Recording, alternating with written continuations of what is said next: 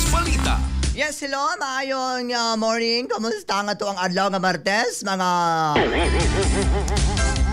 uyutar? Gibutyag sa komedyanteng si Kakay Bautista ang iyahang pagdayig adto kang Pasig City Mayor Vico Soto.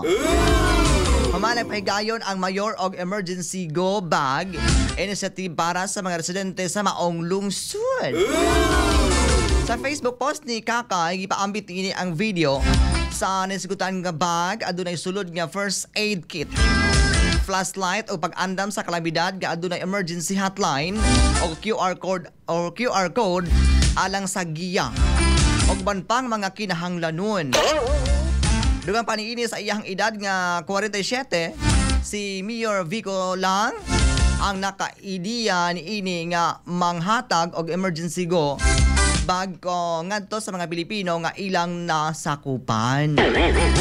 Nanawagan usab ang komedyante ngadto sa ubang politiko nga napasiklab og usab o manghatag og libre nga go bag ngadto sa mga Pilipino para sa baha og linog.